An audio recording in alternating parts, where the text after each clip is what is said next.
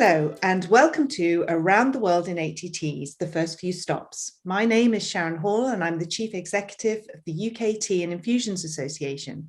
And today we'll be talking about teas from Japan with my co-host Will Battle and our guests John Snell and Naoyuki Hashimoto. Will Battle of Fine Tea Merchants has over 25 years tea experience and has worked in tea businesses around the world. He's also the author of the World Tea Encyclopaedia. Naoyuki Hashimoto is an expert in Japanese tea. He's also a director of Maruyama Tea. This company has been making the finest teas in Japan for the last 90 years. John Snell has worked in tea globally for over 37 years. He consults on international tea matters, and he also runs his own packing company out of Toronto. Dear guests, welcome to today's podcasts, and I will hand over to Will to start the conversation. So John, today we're drinking Gyokuro and Matcha, which are Japanese steamed green teas. Can you explain what it is about the Japanese green tea making tradition that makes it distinct from what might happen in China? Well, there's a huge number of reasons, I would say, but if we look at purely at the process from harvesting through and production, you've got to look at the level of mechanization, and when I say I mean precise mechanization that is employed in the Japanese process, and I'd say, and it sounds a bit industrial, I would say lovingly employed in the Japanese industry, versus the much more, and this isn't meant to be derogatory, but archaic process of the Chinese pan-fired and even steaming process. And the difference is in everyone understands that to make green tea, we have to de-enzyme it very quickly. And the quicker and the more efficiently we can de-enzyme it, the greener and the more pure will be those verdant characteristics that we get from the field. In the Chinese process, where frankly speaking, let's take pan firing. We're talking about if the calorific value of the coal changes, if the thickness of the pan changes, we are going to get more and more browning through that indirect heat system. And not only that, is obviously you've got layers of leaf on leaf, and therefore some are heating up more than others, or at least at different rates. So de-enzyming happens at different times and definitely not immediately. So we get a lot of brown and yellow notes, and dare I say it, and this is part of the character, but I would say, almost some sort of musty barn notes that tend to come in as a sort of second layering to the verdant notes that they do get. And some of them are absolutely spectacular, but they're never as pure and verdant, and if you will, they don't replicate what's in the field as well as Japanese teas do. I mean, when you taste a Gyokuro, you could be standing in a field just smelling that leaf. It is such a pure translation from the field to the cup, and that is all down to that true understanding of cut down the time from the moment of plucking or harvesting to the moment of de-enzyming. Therefore, make sure that your fields are close to your factory, and when they get to the factory, make sure that the machinery can deliver steam to every cell at exactly the same time to give you that 100% efficient kill. And that's why you get these most incredible green colorations and flavors. Simple as that. Where Japan has done this really well is that there's often been I think a misnomer that mechanically harvested tea has to be in some way inferior in quality. But I think the key question is not whether or not it's been harvested by a machine or by hand. The key question is the leaf good? And is that the right raw material for making a good quality tea? And I always get the sense in Japan that you are able to pluck very fine leaf by machine and do it well. If we then look at some of the best teas coming out of Japan, we've got Gyokuro, and Gyokuro seems to be a steamed green tea, but but a really good one. What is it about the production process that makes Gyokuro so special? Okay, thank you so much for inviting me. I'm pleased to be joining and talk about our favorite things, the tea, with you guys. So many people ask why Gyokuro is so special. So today I'm going to explain the production process of the Gyokuro, and I hope the people find it interesting and the people want to try this special Japanese tea at home. So Japanese tea called Gyokuro doesn't become the Gyokuro by manufacturing after harvesting, but it becomes Gyokuro because of the way it grows in the tea garden before harvesting. So unlike any other tea bushes, tea bush for Gyokuro is shaded for around 20 days before harvest. So nowadays, farmers generally use black plastic materials for shading. And traditionally, grass or straw were used for the shading material. And the shading, the cutting off the sunlight from new growing tea leaves, force the plant to do basically two things in general, right? So the first one is decrease the catechin that causes the tea leaf to become more astringent and bitter in taste. And at the same time, increasing theanine amino acid, that is the source of umami and sweetness of Gyokuro. And So also, by shading, the leaves create more chlorophyll to convert what sunlight does reach them into energy. So this makes the leaf greener in color. So you've got a greener, less bitter or less astringent and sweeter tea that comes out at the end of it, essentially. Yeah, exactly.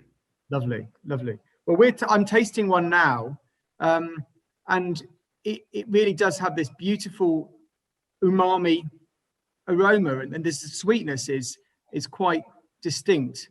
How in Japan, if you were drinking a Gyokuro, how would you prepare it?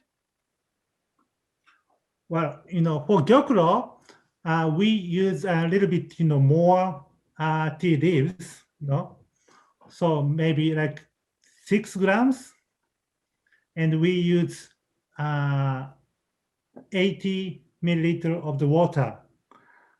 So, but usually, when you have tea, you have the boiled water, but to properly brew the Gyokuro, you want to have lower temperature the water, something like 6 degrees Celsius, 60 degrees Celsius to 70 degrees Celsius. Sharon, what's your sense when you're tasting your Gyokuro? What characteristics do you get on the cup? It's interesting that word freshness comes in. It's like newly cut, grassy, really beautiful taste. I get that umami, almost a little bit like a seaweed smell, very nice, and a little bit of sweetness. And it's just a beautiful, I'm not helping here because I'm not in a glass cup today, but it's a beautiful, vivid green color. It's absolutely gorgeous. And the leaves smell absolutely amazing. One of the things that really struck me when I was in Japan the first time was the intense focus on the importance of freshness and maintaining quality after the tea has been processed. And I never imagined tea could be stored in warehouses that were sort of -20 in order to maintain the freshness. It was incredible. So Naoyuki, what is it about Japanese tea that makes that why is freshness so important in the Japanese tea tradition? Well, because unlike the oxidized tea like oolong, the black tea, and pu'er, the Japanese green tea is the least processed tea, we could say. So the farmers work hard to preserve, the fresh taste and vibrant green color. So in that sense, it could be said that Japanese tea have a relatively short shelf life. So Japanese tea leaves quickly lose their freshness once they come in contact with certain variables like temperature, the oxygen, the humidity, and light. So that's why we store the tea at 5 to 10 degrees Celsius, depending on the season. And for high quality tea, we store it at minus 20 degrees Celsius to preserve the maximum freshness and quality over a long period. Yeah, I made the mistake of visiting a producer when I was in Japan the first time, dressed for the 28 to 30 degree outside temperature and not for the temperature in the quality tea warehouse. And that's one of those visits that certainly wakes you up. But you also have this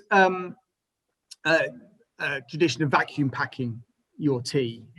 Yes, and all teas are vacuum packed and stored.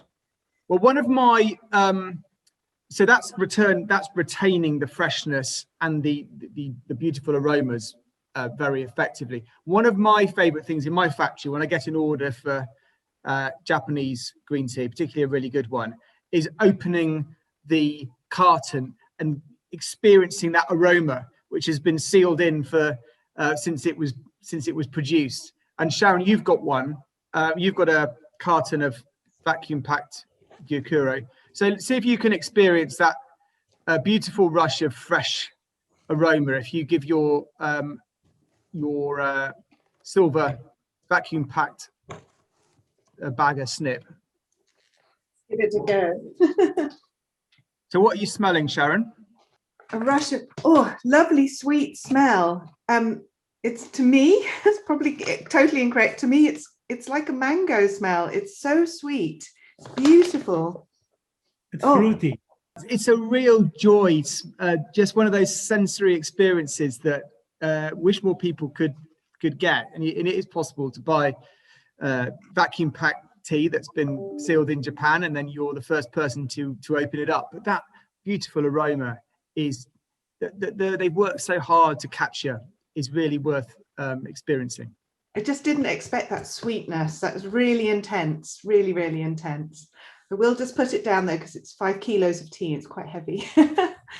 So one of the things we've been looking at with the Chinese green teas is the influence that the tea makers had through roasting the tea and getting that balance between some of the sappy green tea notes and then the influence of the pan firing or the roasting. But we don't get any of that in Japan.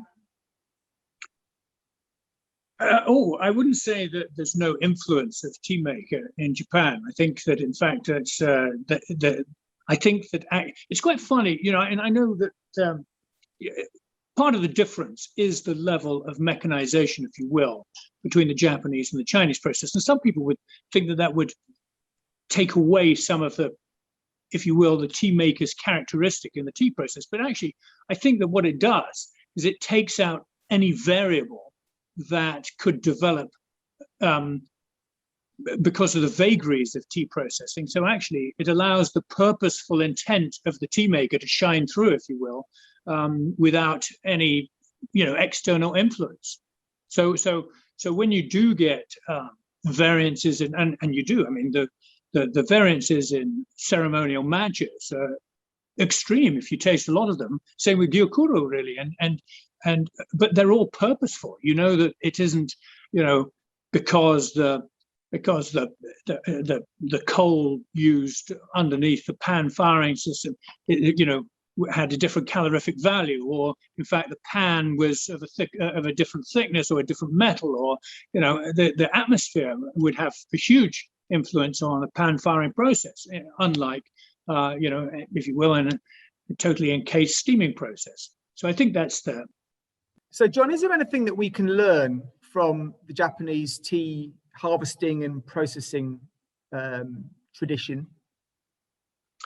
Gosh, yes, more than we have time for here, frankly. Well, but yeah, I've always found the difference between the Japanese tea industry and, frankly speaking, the rest of the world to be very interesting, because the Japanese have industrialized every part of the process, really, and really, if you speak to a specialty tea producer or marketer, I would say today, they would say that's an anathema to a tea marketer, because now I don't have a picture of a maiden plucking tea in the fields, and I don't have, a nice shot of a man's rugged hands, rolling tea in a pan.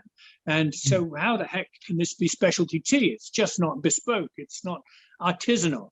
And I say absolute rubbish, to the point that we made earlier about the fact that the machinery and the dedication to the exactness of that machinery has enabled the purity of the tea maker's spirit to shine all the way through, from the point of harvest all the way through to the end product, to the cup. And so for that reason, I think it's actually much easier for Japan to speak about the nuances within their liquors, because they know that they're absolute and they were meant, and that there's no guesswork in the end result. We know that if we do this, and with a skill born of doing this 1,000 times, we're going to get this. And so when you're tasting comparatively one matcha to another, or one Gyokuro to another, it is easier to start to build a lexicon that is a truism, if you will, of tea. And therefore, actually, I think that the Japanese highly technical industry is just as marketable as an artisanal and specialty product, and shines a light for other people in the industry.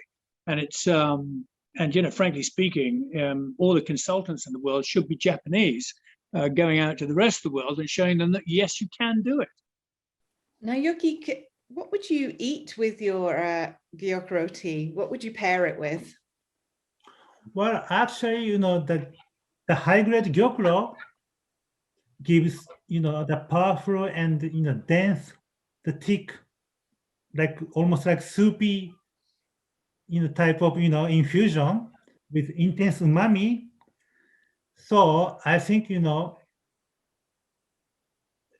can drink it, alone, actually. That's what, I recommend, because it's, really, let's say, full of, aroma and sweetness, and it's really thick.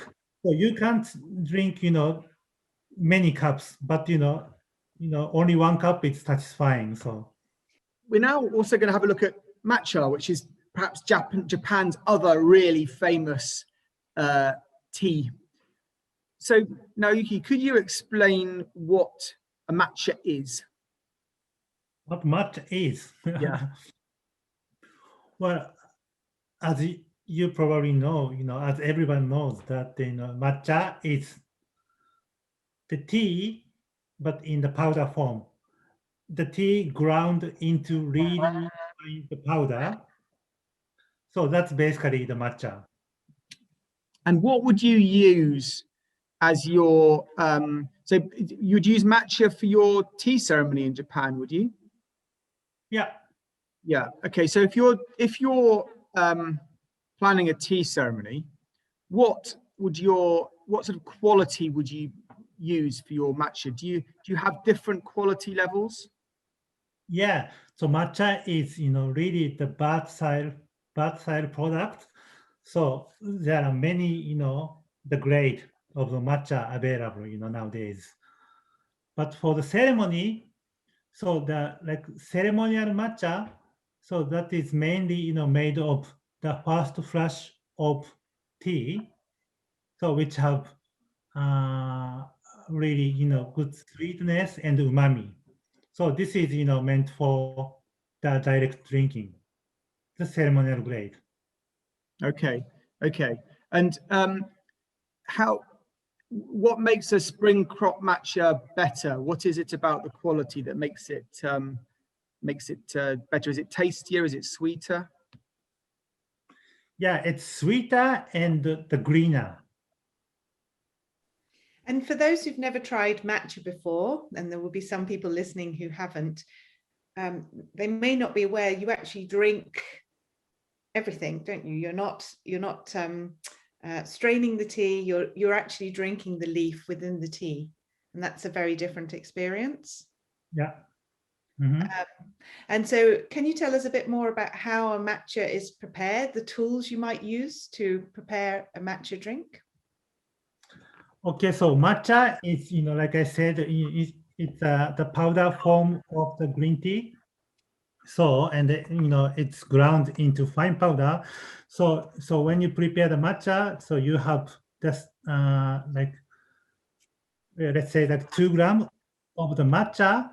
So you put it in the bowl, and then you pour the hot water, ideally like 80 degrees Celsius, and then you pour the water like 70 milliliters of water, hot water, and then you whisk it, with the bamboo, like traditional bamboo, whisk, Japanese bamboo whisk, until you get the matcha really creamy, and until you get the foam on the top of the matcha, and then you drink everything. So you actually intake the whole matcha or tea leaves into your body. And matcha's become so popular, hasn't it? Also used not just for drinking, but in baking, in food preparation. The uses of matcha have really expanded. Mm-hmm.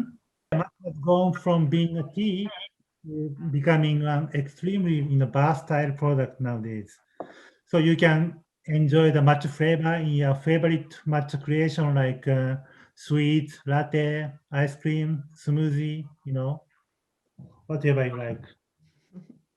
I think it's been a great thing for tea to have within its repertoire is matcha, because as you say, Sharon, the ability to walk into a coffee shop and see tea being used in lattes and sort of frappuccinos and all sorts of smoothies, and then, as Naoyuki-san says, in ice cream and baking. It's a great versatile element of tea that is you don't really see with many other parts of our trade. And I think that's a bit of a shame. I got sent some lovely cookies by a tea enthusiast, and they had baked black tea into those cookies, and that was actually really delicious as well. So I think we need to follow the matcha lead and think of different ways to use our tea. Yeah. There's just something about that vivid green that is, you almost feel like you're consuming a cup of pure health when you drink it. It's just so, the greenness is so sort of striking, isn't it? Yeah, absolutely. Now, Yuki, what do you think when you travel outside of Japan, particularly to Europe, and you see how we drink tea over here? Do you feel that we give tea the appropriate reverence and respect? Because it strikes me in Japan, you have a much higher respect for the product, particularly you see that in the tea ceremony, but also in everyday drinking. Yeah, of course, the green tea in Japan is like essential part of Japanese culture and history, certainly. So it is, if you at the history, then the green tea is related to many traditional rituals as well as spiritual practice. But apart from that, Japanese people drink tea every day, and it's often consumed several times throughout the day, during and the meals. And also, the most restaurants in Japan will offer free tea, so along with meal, and so since it's such an essential part of the meal. I do have a question for Naoyuki-san, if I may, and that is that in the overall technicality of Japanese tea, obviously, land is precious there. You're on an island, not in the plains of Kenya, so to speak. And of course, the one thing that has been, if you will, leveled is the requirement to green leaf through the use of fertilizers.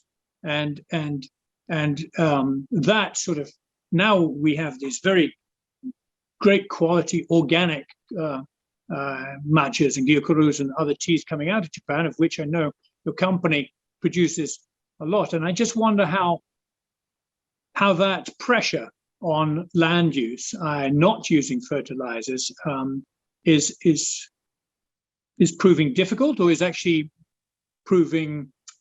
What's the take up of organic teas?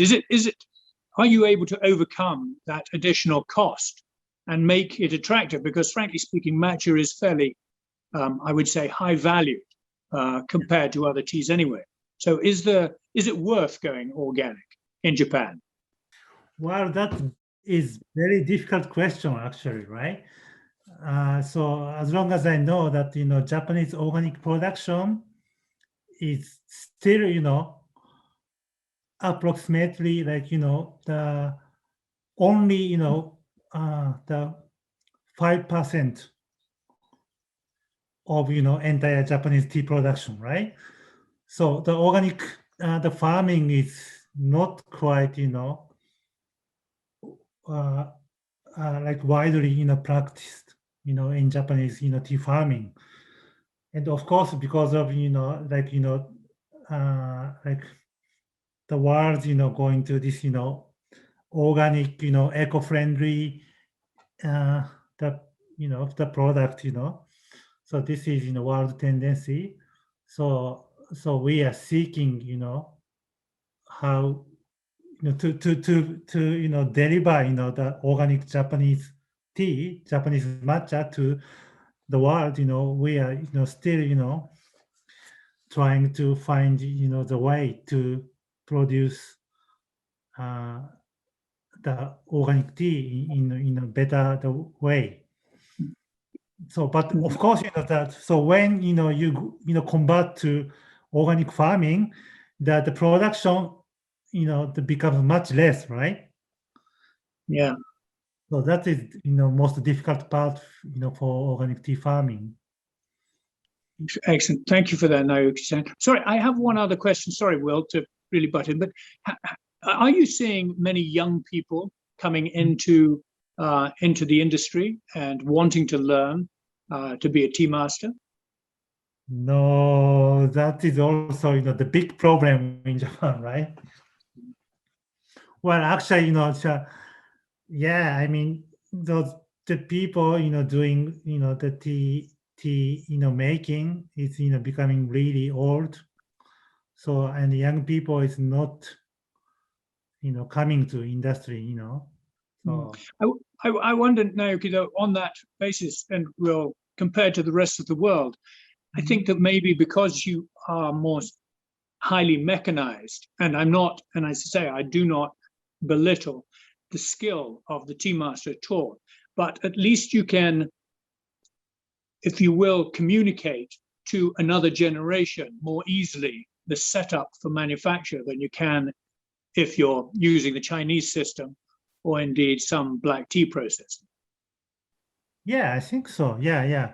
We have the hope because, the demand, for the Japanese green tea is, increasing, worldwide. So I think, and also the young generation, the young people, is really, the keen to, commit this, the sustainable, the agriculture, the project. So I think, that the young generation, may, hopefully, willing to, succeed this, the business. Yes. Perhaps one of the other things that I find is a positive for the Japanese industry is that if you want to make say you want to make your interpretation of a longjing, you need a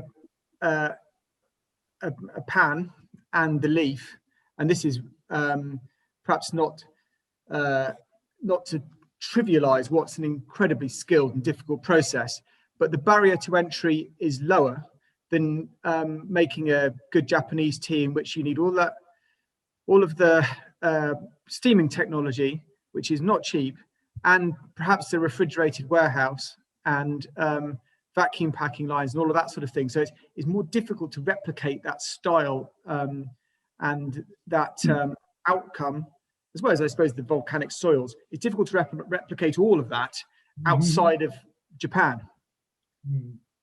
Yeah, very interesting. Yes, I never thought of it in that way. One more question, John.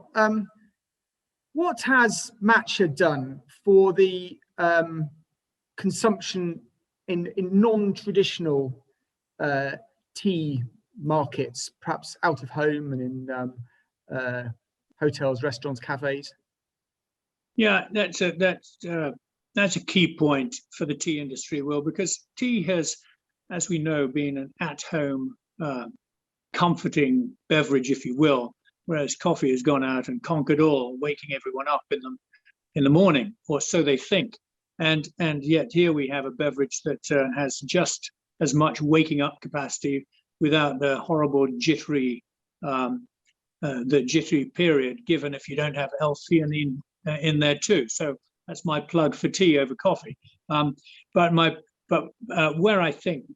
I think Matcha has done for the industry is extraordinary, and that's because if you look at the cafe environment in particular, which is the place that allows any hot beverage, well, any beverage, frankly, to be served up at a price that is unconscionable in any other channel, and tea has not got in there at all. It's been the home of coffee, and if you speak to Schultz of Starbucks, who I did once, and as he told me at the time, I'm not sure that he would admit to this, but he said that Starbucks was a milk industry because I think they were the second largest buyer of milk in the US. And frankly speaking, if you go into a Starbucks, everything is with milk. You cannot make a beverage successfully with a black or oolong tea with milk by itself. It's not, well, you can, but it won't be very tasty. But matcha overcomes that. You can make Instagrammable beverages, which actually taste good too, unlike some of the things that come out of some cafes, and so it's become an instant hit. Not only is it Instagrammable and tastes good, but it also fits into the drink preparations that are already innate to that environment. So it's been a very simple switch in, and it's not as if the rest of the world, the tea world, hasn't noticed. And that's why we've suddenly seen a huge increase in the number of micro-milled componentry going into this channel from, I think you'd have to say turmeric is the one other botanical that has really enjoyed some success because of matcha. So I think that the trade owes a debt of gratitude actually to the ingenuity of the Japanese for coming up with matcha. So Naoyuki-san, my last question, what's the next big thing in Japanese green tea? Well, so what about, hojicha powder? So like, John-san that explains that, the matcha that becomes, the world's, the famous, product, and then, after the matcha, so people find that, the matcha is very versatile, the product. So you can use, for the every product. And then, it's easy to, to make the, new product, with matcha flavor. So the so we have this, the hojicha, which is, roasted the green tea into the, the brown color. So this is, really the flavorful and, the caramel like, it has caramel like sweetness.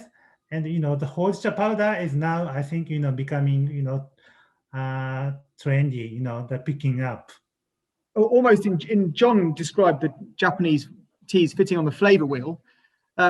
Hojicha with its roasted notes is almost at the other end, almost the polar opposite from the matcha powder. So that's something really to look out for. When you look at the other thing that Japan has that I don't think the world is fully aware of yet is that we need to talk more about the regionality of Japanese teas. Japan, everyone looks at it as an island in the Pacific, and that's as big as their geography gets. And we really need to bring it down, because when you get this purity of flavor through absolute control, you can really start to talk about, the microclimates and the tea masters' ability to be able to really manipulate that flavor and really turn it into, wine speak. And it has been the if you will, wine has owned this completely, but Japan has the opportunity to. I think it's a marketer's dream, if only they knew what they were talking about. Wow. Please, yes. Watch this space then. Perhaps we can have some enthusiastic listeners who really start getting involved in trying to learn more about Japanese regionality. That would be exciting. Thank you to our guests who have joined us today for this episode of Around the World in 80 Teas. We've been talking about tea from Japan, and we hope that you've enjoyed going on that journey with us. Please join us for future episodes. Thank you.